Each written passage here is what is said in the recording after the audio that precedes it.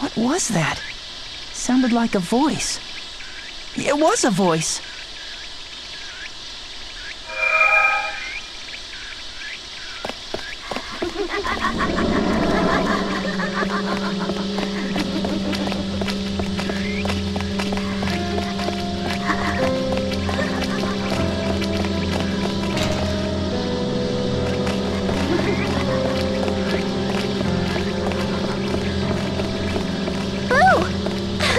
Did I scare you?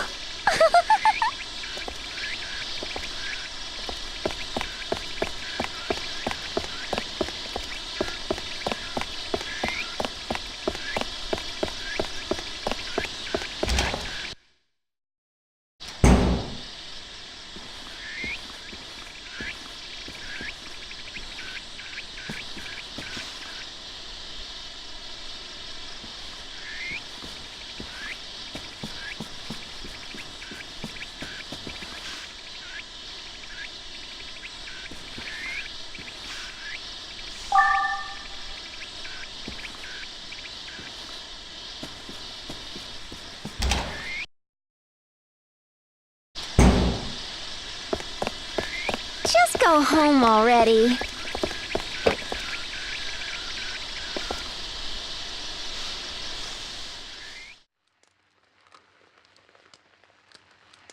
Iced tea on a hot day.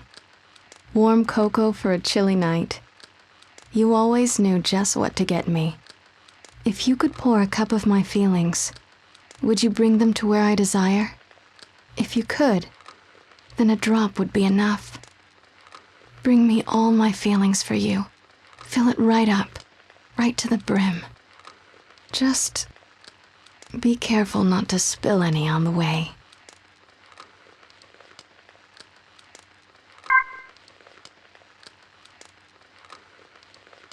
Father? Everything worked out at the hotel. They said we can hold the wedding there. Really? That's wonderful! I'm so happy! What's that? A ring pillow. Your son brought it over and told me to use it in the ceremony. I'm sorry, but it just looks so familiar to me. Oh, you. Don't tell me you've forgotten. Wait a second. Is that the same one we used? None other. It's the same one you used on your wedding day. See, here's your initials embroidered on it. Well, I'll be. It's funny. Who'd have ever guessed I'd have your wife's initials? I'm so sorry it had to end up like this. Please, don't say things like that. There's nothing to apologize for. I really am happy. When it comes down to it, I'm getting a whole new family. A new family. Huh. Father, I just want to thank you so much. What for? For raising such a fine son. And for accepting me. I just know we'll be happy.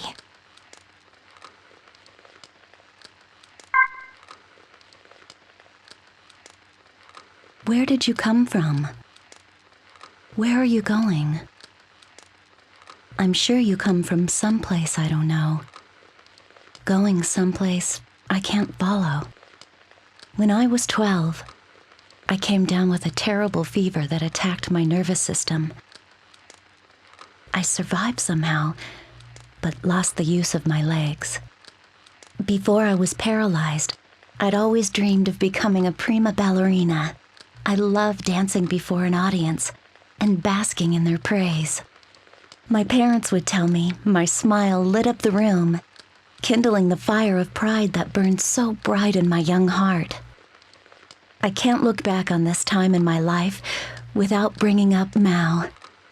Mao was a neighborhood boy and my best playmate. We shared our dreams, so full of hope for what the future held. Mao aspired to become a botanist. Do you know what genes are? They're what determine the color of flowers in the nucleus of their cells. I'm going to study genetics and engineer a flower with a color like the world's never seen before. I drew a picture that combined both of our dreams. It showed me as a beautiful woman dancing in the middle of a field of mouse flowers. His creations looked like bellflowers that were snow white by day and that glowed blue at night. I called them lantern blossoms. When the stars came out, they would light up, making the field a stage all my own. A flower that changes color depending on the time of day? When I tried to show Mao the picture I had drawn, he pursed his lips and gave a slight frown as he thought it over. I admit, it sounds interesting. White by day, blue at night, was it? Maybe for the tiny window of time when the sun's going down, it could burn a dark red. Mao had given a most wonderful addition to my idea. I considered it a present from him to me. I was so happy. My name is Akane, which means dark red in Japanese. Mao was a pushover of a boy. He was the butt of the other kids' jokes and victim to their pranks. They'd toss his glasses in the garbage or hide them in the blackboard erasers. However, I was the only one who'd get furious at them, while Mao would rejoice in the fact that they didn't break the lenses. He just wiped them clean and put them back on. The boys would think he was being cheeky and tease him all over again, but Mao refused to ever let them get to him. Mao's head was filled with facts about flowers, so the boys' taunts registered as no more than the meaningless buzz of insects. Meanwhile, I spent all my time worrying about the bullying and helping him find his glasses. We'd eat lunch together and partner up during gym class. Still, over time, it became apparent that my attentions meant less and less to Mao. In fact, it was only when he talked about genetics or what determined colors in flowers that he would truly come alive, and his eyes would sparkle with excitement. As far as Mao was concerned, I was little more than a mirror for him to talk to about his dreams.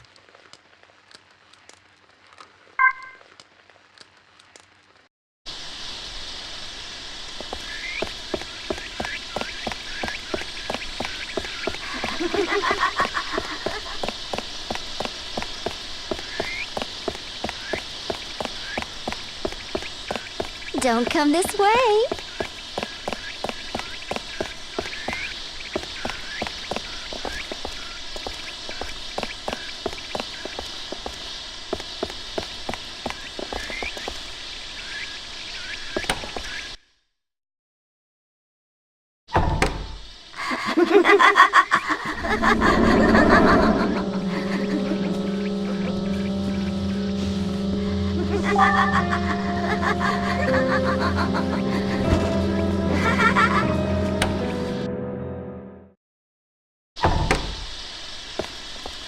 Better be careful. Lots of scary things lie ahead.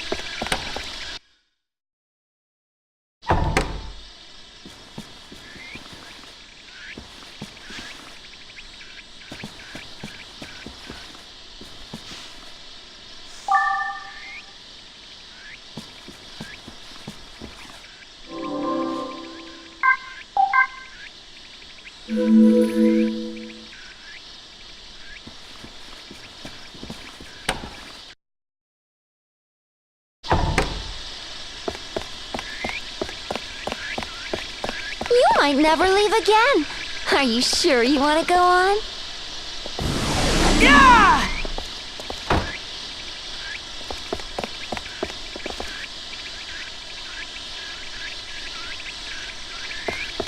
Ha!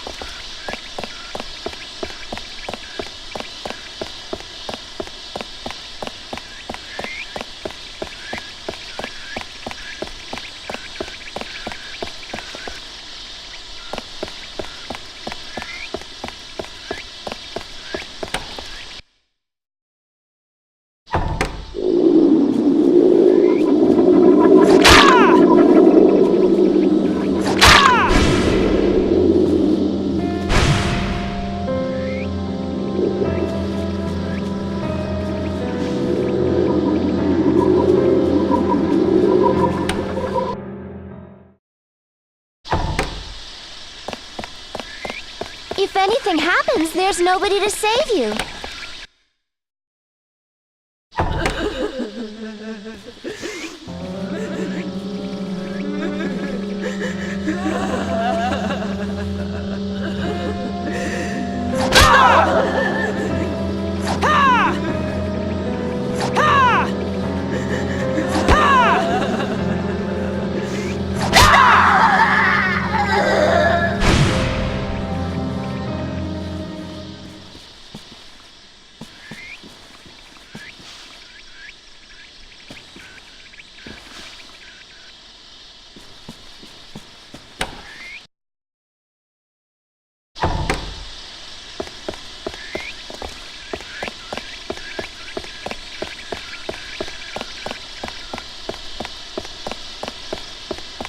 Listen to me.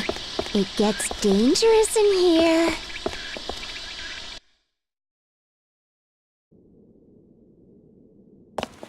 Turn around and go home. This is no place for a kid like you.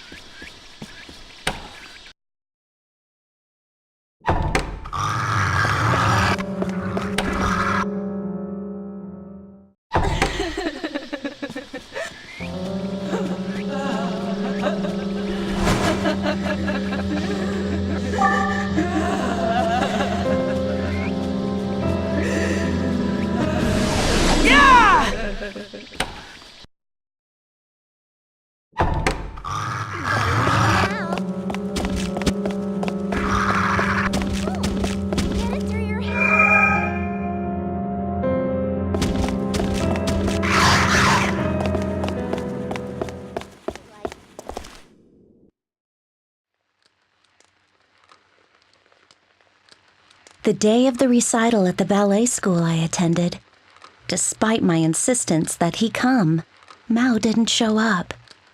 While on stage, my eyes were fixated on the audience, and being so distracted, my feet tripped up my classmates and made a mess of the performance.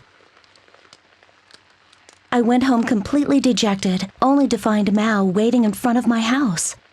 "Mao, why didn't you come today?" I demanded as I ran up the steps to him.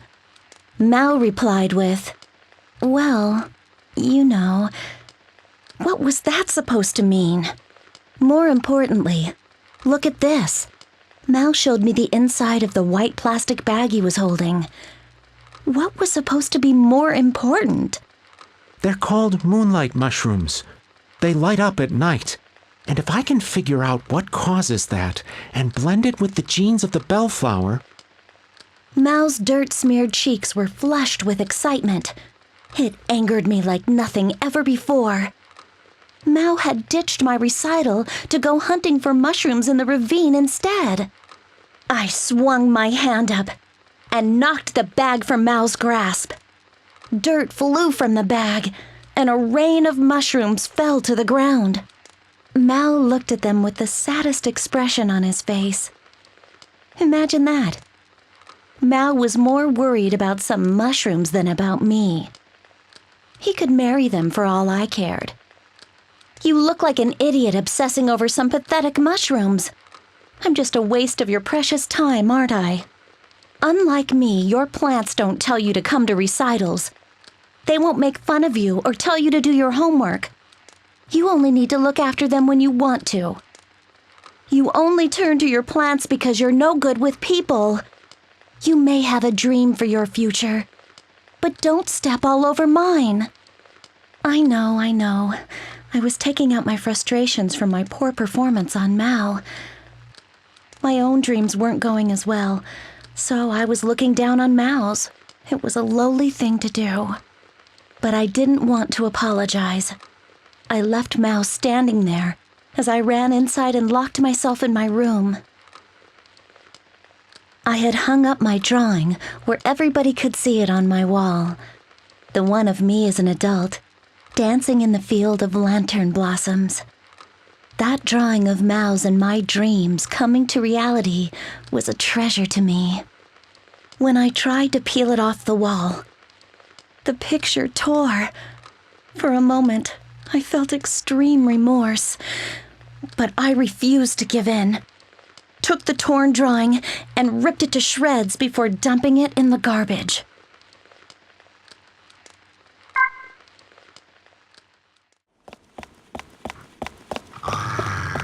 It just gets worse. Here, turn around and go home. Better leave now.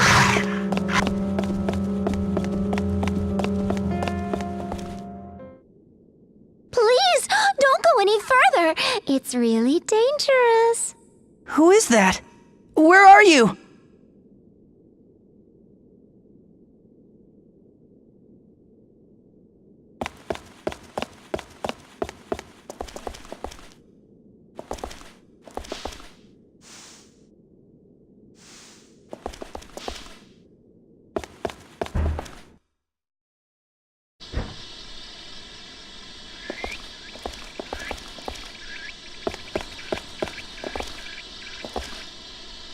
Don't say I didn't warn you.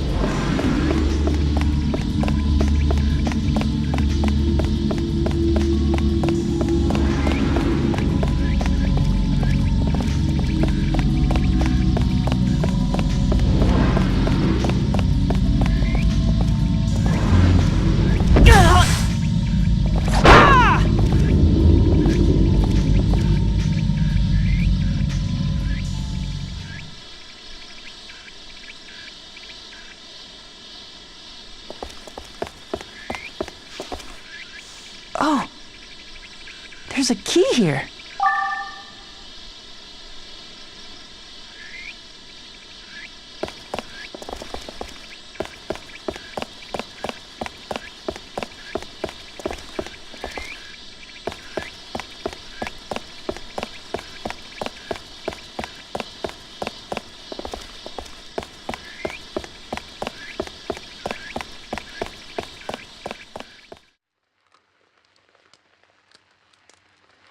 Listen, sweetheart. Tonight, I feel there's so much I need to talk to you about. It's strange, isn't it? For all we know, I could be joining you as soon as tomorrow. Today, our son's getting married. His fiancée is too good for the fool. She's got a big heart and a good head on her shoulders. Like father, like son, they say. Actually, she reminds me a little of you. They both seem happy. Just like we were at their age. But even so, I really am an awful parent. I just can't accept it. I bet you want to say I'm being silly. They're starting a whole new life. So much to look forward to, and yet, to have it be stolen away like this, there's no way I can accept it. But I know, no matter what I think about it, I have to give them my blessing. After all, I'll be the only one at the ceremony to congratulate them.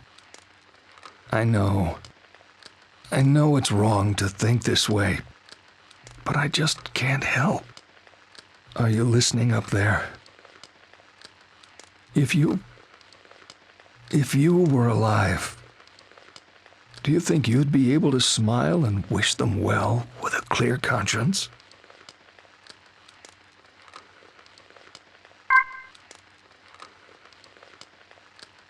I was hit with the fever the night that Mao and I had our fight. I remember bits and pieces of the dream that flooded my mind, but in the corner of every dream was the same image. It was the drawing that I had ripped to shreds.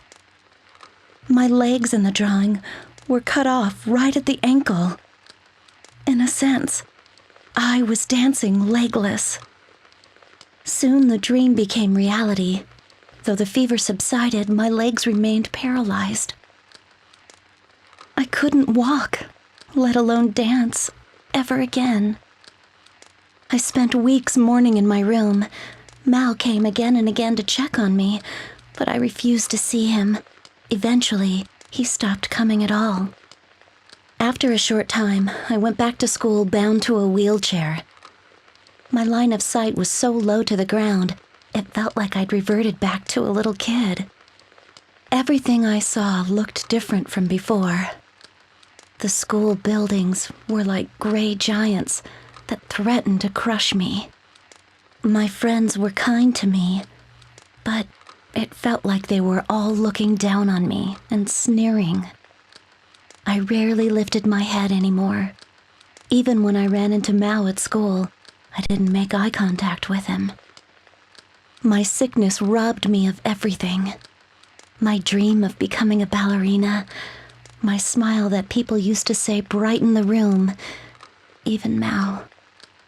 Even though I was stuck in that wheelchair, I attended school like everyone else. With my unyielding nature, I strived hard in my studies, ate my meals with gusto, and led in my student council duties. Finally, my old smile returned, and I found a new dream. I decided I'd aim to be a world-class sports photographer. Figuring that my wheelchair couldn't stop me from taking photos, my father had bought me a camera. Of all the things I lost with my sickness, there was only one thing I couldn't get back.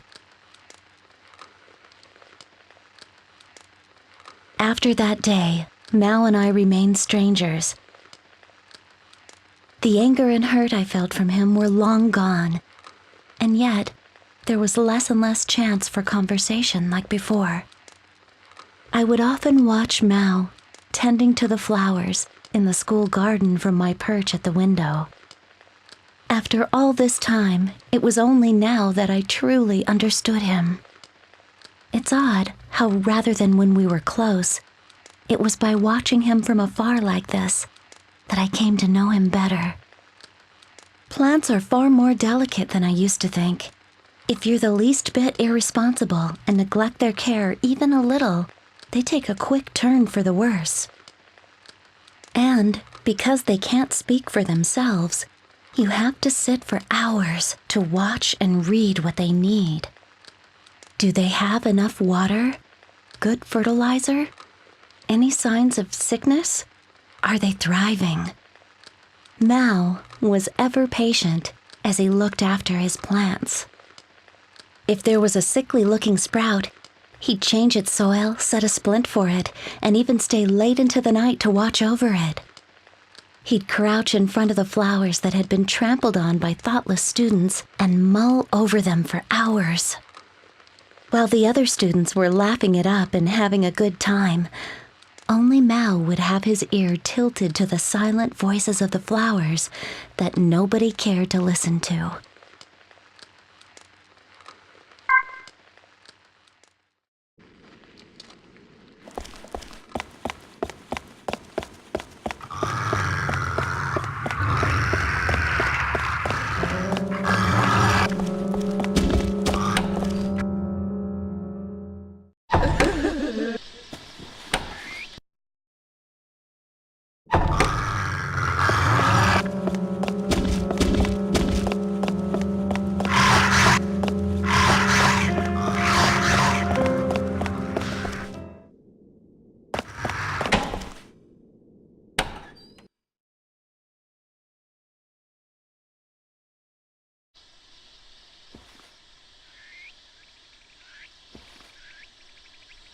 I thought I told you not to come in.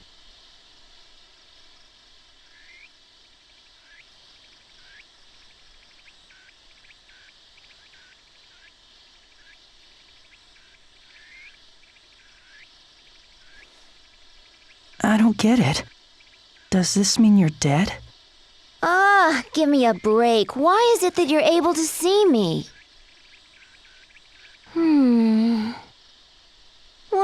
Well, I had no idea there was anyone left out there in the world. Persistent little guy, aren't you? Anyway, listen, my name is Sai, and you are? My name's Seto. Seto, huh?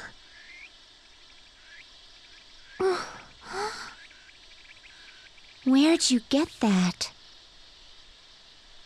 Well, Grandpa gave it to me. Your grandfather? So he survived? How strange. But I guess if he's already an old man now, a lot of time must have passed. Tell me, how's the old man doing? Still active? He's passed away. Oh.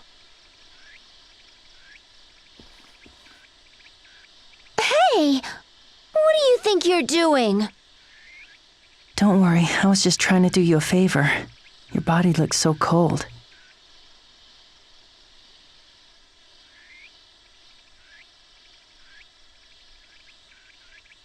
Can I ask you something? Sure, shoot. You see, I'm looking for this girl I saw with silver hair. Have you seen her? Don't ask me. You want a girl? Find it for yourself. You're a guy, aren't you?